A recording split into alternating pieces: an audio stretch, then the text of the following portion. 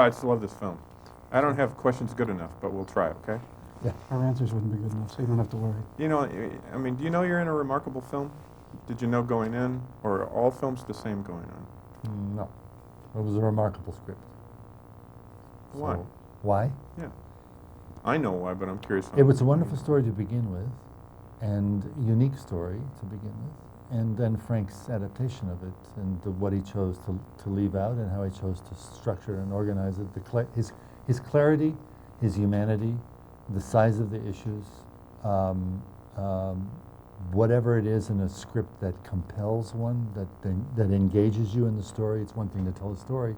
It's the other to engage you emotionally, as though something were at stake, and something was at stake almost immediately in this film. And I think some of the things that are in the story, you know, some of the story deals with in terms of the miraculous, or even things like the electric chair and the death penalty. It would be so easy to go in there and slam those things over the head, and you know, a movie would become out of balance with those things, those elements in it. And he's managed to tell a story that encapsulates a lot, you know, a lot, and tell it in a very simple, human, lovely way. Boy, lovely is true. And I think if you tackle, and this is just one issue of the film, but if you tackle issues of faith or truth or whatever you want that to be, movies that usually do that dumb down the audience, Yeah. or they're condescending to it. They're embarrassed about And it. just, boy, if you're going to go meet your maker, that's a pretty good time to get right. If you're on death row, Definitely. sincere or not, it happens a lot. It happens in the paper a lot. We read about it. But in this film, it's dealt delicately. You know, things we see and don't see, whether it's a miracle or not. I think the issue of faith is just so hard to do in film and make it smart.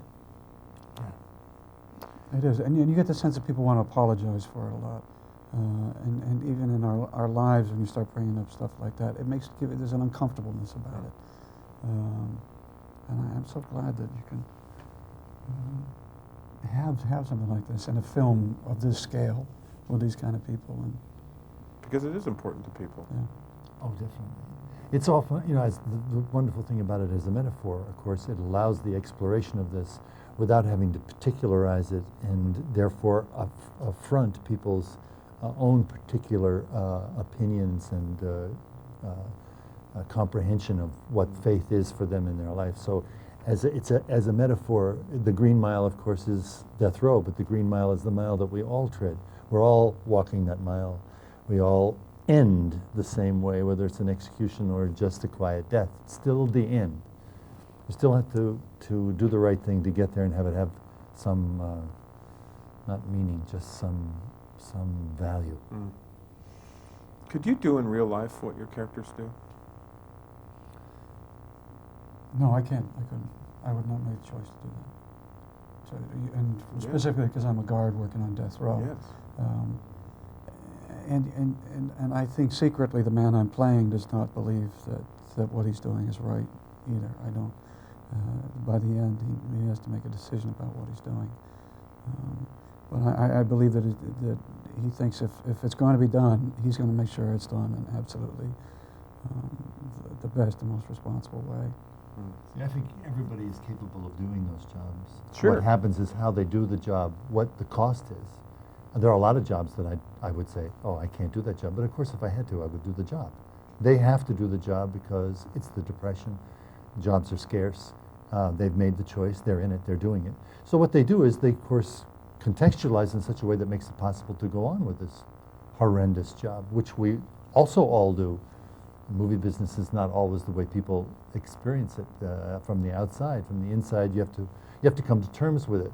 Whether you do that at the expense of your humanity, at the expense of your feelings. So could I do the same thing? I wrestle all the time, as most of us do, with trying to keep my heart open and my vision wide enough to take in the miracles that exist just on the outside, the periphery of my life.